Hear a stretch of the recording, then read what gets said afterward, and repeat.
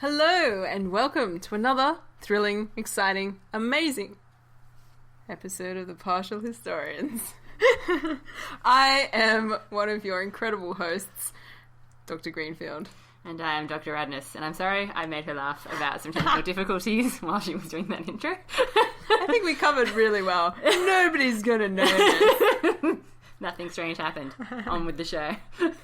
We've got a very exciting episode today. I'm glad you think so, because I've been getting the distinct impression that you look down your aristocratic nose at my subject matter.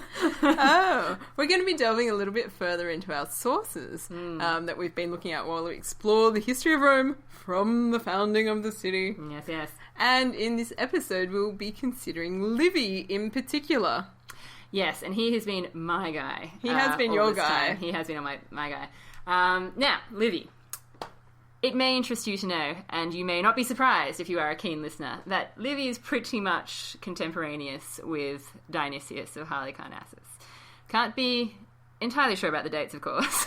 But, shock. Yeah, I know. Horror. Yeah. This is unspeakable. How did we get to this point? I know. The uncertainty is killing me. But yes, according to a later Christian author, one Jeremy, as I like to call him. Oh, Jerome. He provides us with some dates for Livy, and apparently he was born around 60-59 BCE, and seems to have died around 17 CE, or AD, for those of you who are still on the old... I wonder if they had the same birthday. I know, right? Freaky! Yeah, born in the same year, kinda. Yeah, I mean, potentially. We don't really know. But yeah, they're bizarrely similar time frame. And this also, of course, makes both of them, and particularly Livy. Actually, I don't think when did Dionysius die? Do we know? Oh, I didn't look into that. Okay, cool. Well, anyway, it makes Livy in particular pretty much a very strict contemporary of Augustus as well, the emperor. Yes, yeah, because indeed. We think Livy died not long after Augustus did in AD 14. 14 AD. I don't know, I said it back to front. Anyway, so yes, it's an interesting period, and as we have touched on in our previous episode, a lot of people have looked at Livy within this Augustan framework. Yes, that's right. I changed the word. The Augustan literary regime, I believe we regime were way too sinister. And I don't want to associate him with these things. But anyway. The keen listener will recognise the regime from our previous episode. Exactly, yes. Anywho, so Livy, who was he? If we want to use his Latin name, which almost nobody uses, it is Titus Livius. We believe he was a rather well-off gentleman from Padua. And those of you who've known your Italian geography would know that that is up north. Oh, northerner, you say? That's right. Gotta be suspicious of northerners. Indeed. Now, Livy was actually, I suppose, an unlikely candidate to be a historian, and this has often been something that people have dwelt on, to his disparagement, I believe. How dare you? I know, yeah. Generally, in Rome, if you want to write history, you're probably going to be, from someone with senatorial background or a military background, or maybe both.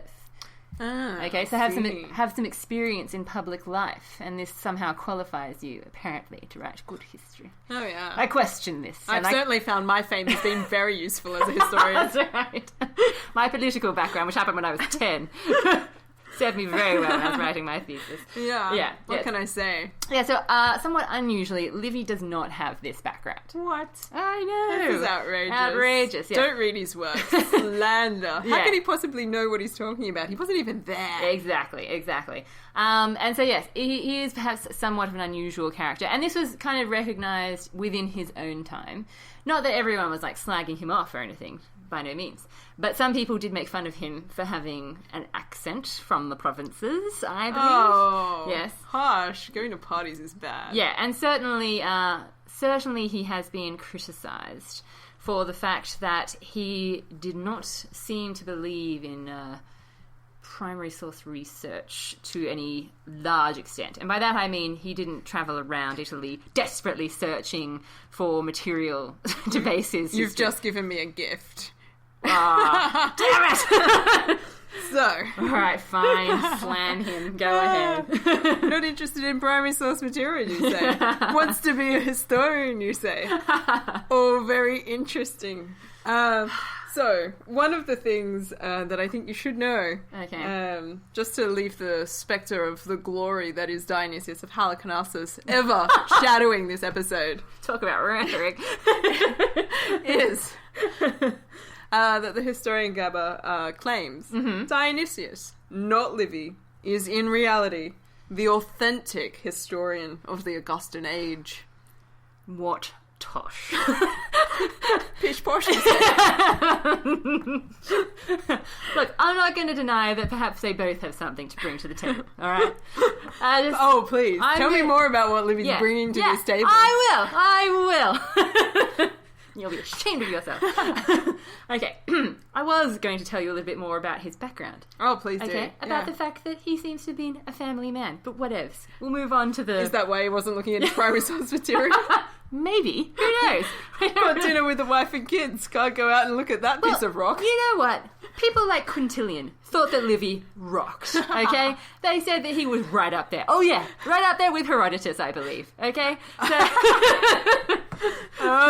Yeah. I really don't need to say anything anymore. Yeah, and I'll tell you why they say these things. It's because when it comes to rhetoric, who can beat Livy? No one, I say. Look, Livy presumably seems to have had a reasonably traditional Roman elite kind of education.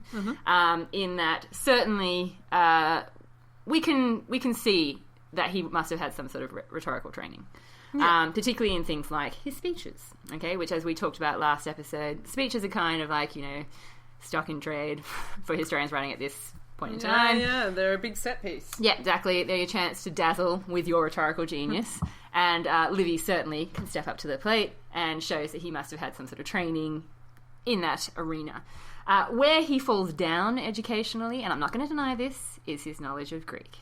I have sympathy for him. Who wants to decipher those ciphers?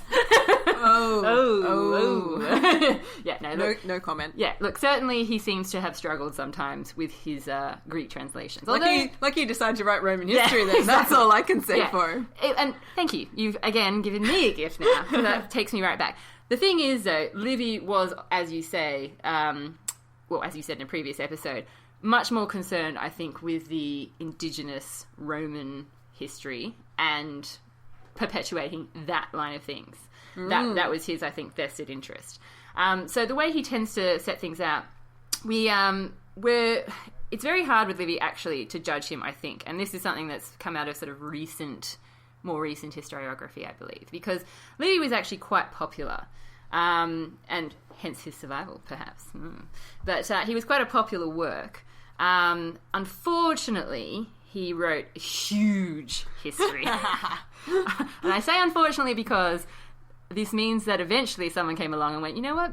A summary of this would be helpful. And the summary probably became more widely used, owned, whatever, than Livy himself. Therefore, of his vast history, we only have, a very small amount in full. Yeah. The rest we have in summary, more or less. Yeah, the perioeci, the summarized form of Livy's narrative. Yeah. We've got lots of books. Yeah. In the summary, just about all of them. Yeah. In the summaries, and not a lot left over. No. From the full. Yeah. I mean, at the moment where you and I are up to in our version of things, I'm still using his actual work. We got plenty. Exactly. It's the earlier books that tend to survive. But that will end, listeners. Apocalypse will come. The source apocalypse is coming. The source apocalypse is coming. But anywho, from what we have of those full books, though, that survive, it seems that Livy is... he sort of drops names of sources that no longer survive. And these seem to go back to... certainly some Greek works like Polybius, but also the annalists. Okay, Roman historiography has a slightly different category. Yeah, it has a slightly different kicking off point from Greek historiography. The Romans started off with this annalistic tradition, which is pretty much as it sounds. Year by year, they would set out what had happened. That's what has happened, guys. Yeah. This is what has happened. Yeah, exactly. And certainly Livy seems to be maybe taking a bit of a nod from that with the way he sets out his history, because it is more or less like this is what happened in this year. But it's much more than that. And he certainly doesn't call his work like an annals. He calls his work Well, no, sorry. I'm like, wait a minute. We call his work Wait a minute. from the founding of the city, yeah. But yeah, he certainly, as far as we can tell, didn't go out to say, yeah, this is an analytic thing. It's more the framework. And he tends to start off by talking about, okay, who's the consul for this year? That gives us a dating system. Then he'll talk about, like, international events. And by that, with Rome, if you've been listening, you know that we generally mean war. But then he does bring things back to what's happening on a domestic front most of the time as well. Okay, and he'll, if he can, he'll round off with a good prophecy or two. Bam, yeah. So he's got a formula that he's operating To be very general, yeah. I mean, that's generally... Yeah. How much do you think this might be limiting his history? Look, I mean, for us, it's working quite well. Because it means I can follow things through relatively easily. But I think the main point of that, though, is that it always comes back to Rome. It always comes back to home. Dare I say it? Some home truths. Some home truths, that's right. Some little prophecies. Yeah, exactly. Okay. And as you mentioned, this is perhaps, having this more localized... And this more sort of focus on the indigenous historiography might be perhaps one of the reasons why Augustus himself started taking an interest in Livy's work. But Augustus takes an interest, you say? He does take an interest. You're telling me that Livy becomes part of this literary regime? Well, to be honest, this is a controversial point. I'm not going to lie. There are probably people who will say that, there certainly have been people who have said that Livy is a pawn in Augustus's game. I feel, I'm feeling it. Yeah. Yeah. Certainly that is the vibe that you will get from certain histories. Because Livy remains sort of popular and admired for his style, the way he writes history, well into the Renaissance. But when you do start to get a more professional approach to history and historiography, and I'm using flesh rabbits there, people, in 19th and 20th centuries, that's when we start to get more of a critique of Livy coming out. And part of that is that some people think he just, it's like a yes man sort of thing, and that he presents a version of history that's going to work well with the time that he's writing. Because like Dionysius, we think he starts writing at about that same period, about 30, BCE. Yeah, well, if he starts writing about 30, yeah, this puts him in a good position to be at least influenced by his context, if not actively giving way to contextual influence. Yeah, and there's certainly no denying that that Livy certainly didn't, travel far and wide, gathering up primary sources and that sort of thing. But, as we know, that's not necessarily a prerequisite for writing history in this point of time. And I think this is what some people are starting to sort of come back and sort of defend him a little bit, saying that Livy's intention was never to produce that kind of a work. Okay, he was drawing on a different type of historiography, a different way of writing history, which was more or less a compendium, to put together what has gone before, and that's what he's more or less doing. And it's more about, the style, the way you put it all together and the usefulness of that work, rather than getting together like going, oh, look at this, look what I discovered, look what I uncovered. I like the idea of a compendium. Yeah. On the other hand, yes, as the author of said compendium, one is consistently making choices about what to include, what to exclude, and how to frame things. Yes, I'm glad you brought that up. You're welcome. Yeah, certainly when it comes to, I suppose I might say, the modern defenders of Livy, one of the things they point... What a vision. Come to rescue the Avengers. You see this suit? This is a suit of armor for Livy. That's right. Nobody stand in my way. I am the defense. Yeah. Certainly what people have been trying to point out is that Livy, some people have said that because this is what Livy was doing, that he was quite uncritical. He was just, slapdash, let's put everything together. I don't have time. Yeah. I'm doing a compendium. I'm a busy bee. And certainly... this is going to be 150 volumes long. Yeah, exactly. And certainly he writes for like 45 years. Yeah. So, but certainly when you break it down and do the math, his output is actually still reasonably impressive. I mean, this is working in the days before books or computers or anything like that. Well, I don't know. I mean, he's just dictating to somebody. Right. Not that hard. Yeah. So all he's got to do is be a bit of a talker and he'll get through it in 45 years. Yeah. Look, some people have certainly said this. But others have come back and said he is not uncritical about his sources. Certainly, we see choices being made. Sometimes, and this is actually kind of a good thing, I think I've actually cited some of these examples as we've been sort of going through as well. Sometimes Livy does say, look, there are these 3 different versions of this. Here they all are. You make up your mind. I can't figure it out. Just go with it, already. Now, that might not sound like the soundest historical practice, but I think it's actually quite good for us. Well, and it allows a certain type of honesty to emerge from his historiographical writing. Yeah. And it probably was kind of a time issue. Let's be honest. I could solve this with these sources, but I'd have to really think about it. Yeah. You know what I'd rather do right now? Write more history. Just write it all down. Yeah, look, I mean, who knows? We don't really know. But yeah, certainly there is, I think, a certain transparency sometimes with Livy's work. And certainly he does sometimes indicate, look, I think this is the more likely version. And so that does show that he is thinking about things. You know, this isn't just, you know, and there are certainly examples of him... He's not just a vessel for the past. No, he's certainly not. And there are certainly times where you could, in a sense, like you kind of said with Dionysius, there are certain moments where you could read things a certain way and say he is actually being a little bit critical of Augustus's policies. But, you know, obviously that's us reading into things. Like, we can't definitively say that that's what he was trying to do. But certainly I would not say that he was a yes man all the way. And it's not like Augustus was funding this or anything. Well, and also Augustus doesn't have time to watch over all of the authors. For 45 years. While Livy is putting this all Not together. to mention dying in the meantime, and Livy still being around to be like, I'm watching you. Yeah. From the grave. Keeping an eye on things. Yeah, exactly. But I would like to, for a second, go back to Roman historiography. Oh, please do. Because what do we even know about Roman historiography? Well, this is the thing. I mean, certainly by Livy's stage, there is this idea that history should be something that is useful, and it is something that has a moral element to us. Now, that seems... Oh, that's going to cloud the narrative, I think. Well, it is. It certainly is. But on the same time, can we criticise him for being a bad historian by our standards when he was writing good history by his standards? This is my question. I think we can. Characterable. But anywho.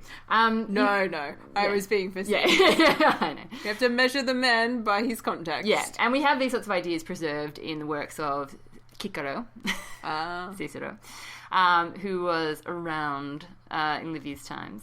For a limited amount of time. Very limited time. Window. Yeah. But certainly these sorts of ideas are being set down. This is what history should be. This is the goal of history. Okay? And so I certainly think that you can see that very clearly in Livy. Particularly because he does provide us with a preface of his intentions. What? I don't know. Very handy. He has ideas about his own history? He has ideas. Oh, tell me. Tell me more. These are interesting ideas. Okay, so... I'm going to throw a few quotes at you. Ooh. Okay, basically talks about the fact that he thinks that I see this, the writing of history, is an old, established and a common practice. Each fresh writer being invariably persuaded that he will either attain greater certainty in the materials of his narrative or surpass the rudeness of antiquity in the excellence of his style. Oh. Way to get off to a clunky beginning, Mr. Stylist. Yeah, but you know what, there, I take his point, okay? The idea that, like I've been saying, for Livy, it certainly is partly about style, okay? And it can be about just sort of revamping the old couch, putting on new material. Yeah. Let's upholster this history. Yeah, but certainly he does say that his priority is the truth. But the truth according to, again, our standards of the truth, slightly different to perhaps his standards of the truth. For example, he might be looking for a greater moral or political truth, rather than getting things exactly right with like dates and stuff. Yeah, well, I think the truth is an interesting question anyway. I'm not sure what my definition of truth is as a historian anyway. Yeah. Well, Probably why I find history so confounding as a subject. That's a very deep question to get into, which we probably have to leave to another day. But certainly... I'll go home and have an existential crisis. Exactly, yeah. Certainly people have said, Livy's crap because he repeats the story, repeats the same story more than once, at different points in his history, and he can't get these simple facts right. So why should we trust him? Okay. It's not about the factual detail, is it, though? Yeah. It's about what is above and beyond, what we can take away from these narratives. Yeah. And if different sources that he's relying on are telling them in different ways, then perhaps there are multiple lessons to be drawn. Now, I'm so glad you said that, because another quote which I'm going to throw at you, which I think is perhaps the key to all of this. Okay. The subjects to which I, Livy, not Dr. Advin, would ask each of my readers to devote his earnest attention are these: the life and morals of the community, the men and the qualities by which through domestic policy and foreign war dominion was won and extended. Then, as the standard of morality gradually lowers, let him follow the decay of the national character, observing how at first it slowly sinks, then slips downward more and more rapidly, and finally begins to plunge into headlong ruin, until he reaches these days in which we can neither bear diseases nor their remedies. Wow. Oh my god, I feel if so that's emotional right now. If that is not a comment on the lead up to the Augustan period, I don't know what is. Yeah, exactly. And I think that's just it. Like, the period that Livy and Dionysius have been growing up in is one that's, tumultuous, full of civil war. When Livy presumably starts writing, like with Dionysius, things have only just recently calmed down. And it's not even certain when they start writing that it's going to stay that way. Nobody's sure about the calmness factor. Exactly. So the idea that Livy would just jump into bed with Augustus and be like, hey, let's be friends, is, the same would go for Dionysius, I think. It's only as time passes that this will become clearer, that, a sort of a lasting peace has been established, but at what cost? That's my Taciturn aside. Yeah. So it's kind of like that. And certainly the one thing that Livy and Augustus have in common, I think, is this concern about the level of Roman morality at that point in time. Now, we've talked many times about Augustus's moral legislation. Oh yes, I know you know all about that. But don't let me stop you, because that's one of my favourite topics. Yeah, exactly. We've talked before, I think in fact in our very first episode, about the fact that once Augustus had got some other stuff sorted, which was perhaps a little bit more pressing, he looked around him. Violence. Yeah, violence. Yeah. Apparently he looked around and went, well, I have this cushy new job with all these titles. My name's now Augustus. None of you are behaving appropriately. No, there does seem to have been a real concern, for him at least, to kind of hark back to this time when Roman values were more lofty, when Romans were more pure, when they were more disciplined, when they weren't descending into this luxurious lifestyle, the characteristic, the Roman farmer, yes, the man who works the land and is busy doing so and good satisfied Cincinnatus with that land package. Yeah, and certainly the moral legislation is outlining things like who can marry who, to try and stop, senators from running off with prostitutes and vice versa. And it's also encouraging childbirth, as in legitimate childbirth, as in a woman should be... Women gaining certain benefits. Yeah. As a result of bearing a certain number of legitimate children. Exactly. And legislation about adultery. Okay, being much harsher in penalties towards people, particularly women, but men too. But doesn't that just make it more enticing? Oh, I love it. Ashley Madison.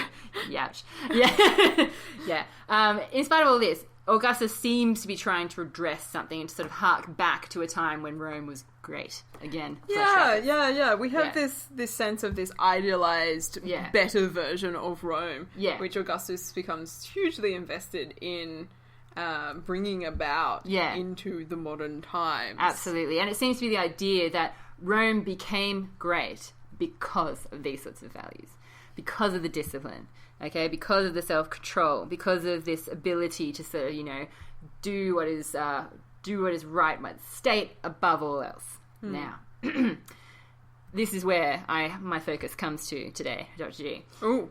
I found a rather fascinating study by one chaplain, not Charlie, for those of you who are curious,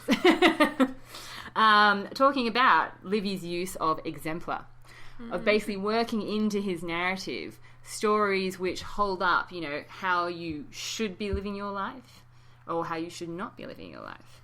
Now, it's a very complex topic, which, to be honest, we don't really have time to go into, but it's basically either drawing on this idea of the past and the present. Okay, so how people lived in the past and how that's going to relate to the present. Is that an example of how you should be behaving, you know, a commentary on the present time? Should you do this or should you not do this? Or, of course, the present and the future. The idea of, you know, how are we going to maintain this vast empire which we've won for ourselves? And how indeed. Yeah, exactly. What's going to be good for the Roman state? All those kinds of questions. It plays with that sort of time frame.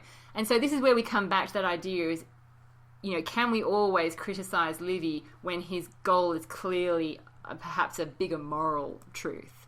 You know, about, you know, some sort of commentary perhaps for his own time? Wow. Or it could be commentary on what's going on in that period. The question then is, what is his foundations for his moral outlook? Because is it coming from something within? Is it something that he feels is like an expression of his own moral compass and that he's trying to sort of validate through this history? See, this is the thing. It's very rare for Livy. Oh, sorry, it's not very rare. When we look at these instances of exemplar, it's not all that common for Livy to explicitly say to the reader, "Now listen up, boys and girls. Lean in closer, I've got an exemplar for this you. This is a very wicked woman we're about to talk about." You know, it's not like that. It can be like that, but it's not often like that. Okay? It can actually be more or less like someone in the period that he's talking about, and let's face it, we've got a vast amount of periods to talk about here because he covers a lot of ground. But whatever period he's talking about, it could be that person addressing the audience of that time. Now, this is where we again can read into it. Is that because Livy thinks that message has some bearing on his own generation? Or is he actually just showing that there is a tradition of relying on tradition, the custom of the ancestors? Who knows? Well, can't it just be both? Exactly, it can be both. Exactly, and certainly he does also include instances where people of the past read things in different ways. You know, so that not everyone reads into so and so's life story. The moral is this. People take different things of it. And I think sometimes Livy's showing that you can take different things from these lives, and from these events, not just lives. But certainly we have talked about a few notable examples. Lucretia being a favourite of both of ours, I know. Yes. Yes.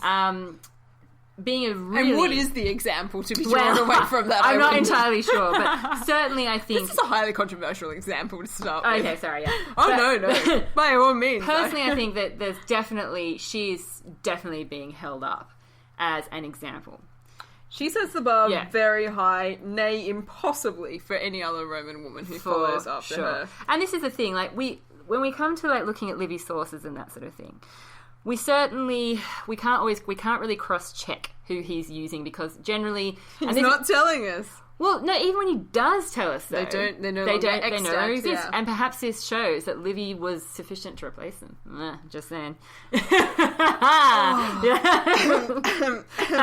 Excuse me while I just You don't know. You don't know. You don't know me. You don't know me. Can't be demonstrated one way or the other. No, That's an outrageous claim. No, it can't be demonstrated one way or the other. But equally, we cannot say that Livy is being inaccurate or inventing things. Because we can't check. Yeah, but it's a circle. Don't you see? We can't be super critical. We can be super critical, but we can't go too far because it's all hypothetical. And I say that in a rhythmic way because getting worked up. Yeah, but anyway.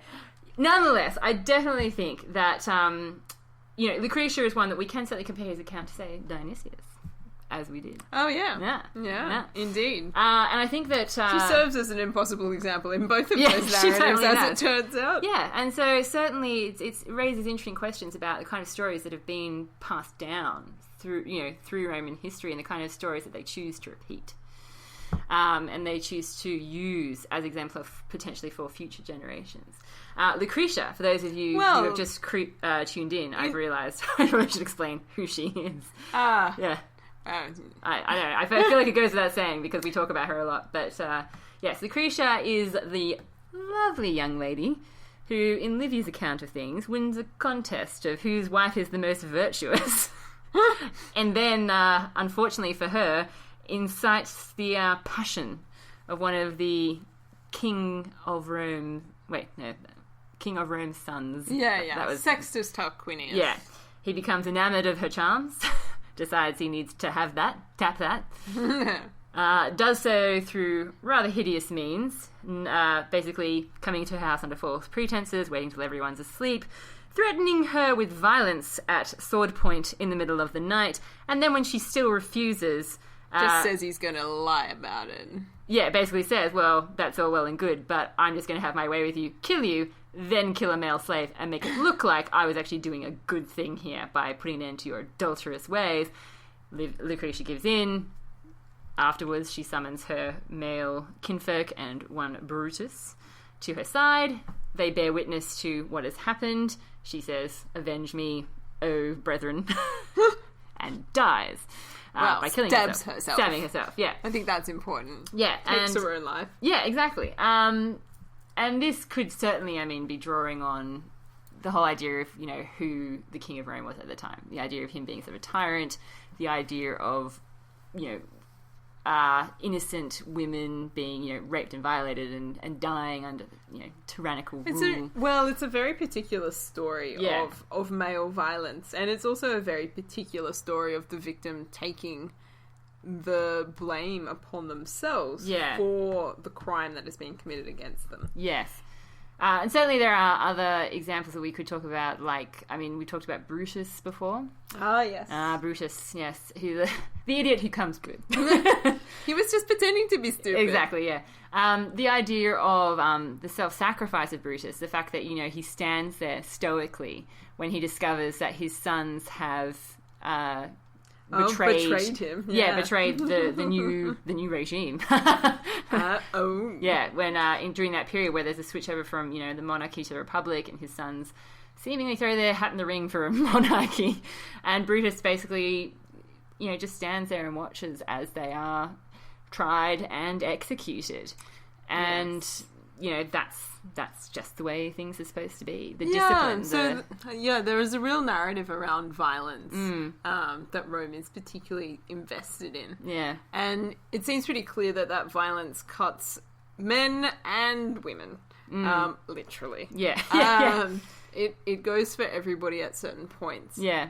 Some types of violence are considered particularly nefarious. Violence against women seems to be pretty bad, but that doesn't mean that they don't... Particularly chaste ones. Yeah, that doesn't mean that they don't engage in it. They clearly do. Yeah. And the repercussions for that are not ever particularly clear in terms of women's violence against women being redressed. So you have a sense in which, Lucretia takes the victim position for herself, and you've got, the case of the Sabine women, where they become so enamored of their captors that they begin to defend them. Yeah, and they bodily intervene, according to some accounts. They don't want to be taken back. Yeah, exactly, yeah. So they throw themselves into the melee. And I suppose the reason why I always think of Lucretia and those sorts of stories about women being particularly interesting in Livy is because, Augustus himself eventually prides himself on having, this squeaky clean private life. That old thing. Yeah, well, we're much like, Lucretia is apparently, in Livy's account, these guys who are basically playing the game of who's got the best wife, they go from house to house and see, wife after wife having parties and, hanging out with friends and, getting up to no good, drinking wine. Ooh, that's adulterous. Dangerous. Yeah, that's bad. And then when they finally get to Lucretia, she's sitting there, with her maids, sewing, working wool, which is, what you're supposed to be doing as a virtuous woman. And that's what, one of the things that Augustus sort of boasts about, the fact that, he can wear clothes, made by his women folk. Bullshit. Livia made this toga. Yeah, exactly. So certainly I think you can see... This is making Livy sound like he might be a historian that is part of this literary regime. I'm not denying that they certainly seem to share a concern about morality. And certainly they both seem to be looking back to a much earlier time to sort of recapture something which has apparently been lost. And certainly Livy sort of seems to be one of those people who sort of pinpoints that decline from the final conquering of Carthage and Corinth, and in 146, I'm thinking around then, and certainly seeing that as being the time when Romans start to sort of sit back and go, well, we got this in the bag. The world is ours. Done and dusted. Yeah, we can relax, and this is being the time when more luxury comes into play, and those old values of the private realm start to fall apart as well, to the point where But again, it seems bizarre when you think about Augustus meeting Livy when she's like 9 months pregnant, marrying her. Well, but everybody likes a good story. Yeah, exactly. Yeah. Seducing. Yeah, and of course, away. We cannot be sure what effect either Augustus's moral legislation or Livy's exemplars really had on the time. The fact that Augustus comes out with these initial laws in sort of 1817 BC and then has to keep having these little extra installments added on later all throughout his reign would seem to suggest that they're not the super legislation effective. is not going as well as he had planned. Yeah. But certainly Livy, as a historian, can say that he has, lived up to, in his own eyes, presumably, lived up to his ideas of, serving a useful and a moral purpose with his work. Whether people pay attention or not is another ball of wax. Well, I think the evidence that they were paying some attention at the very least is... Certainly he was read and he was there. popular. Yeah. What messages people are taking away are their own, obviously. Yeah.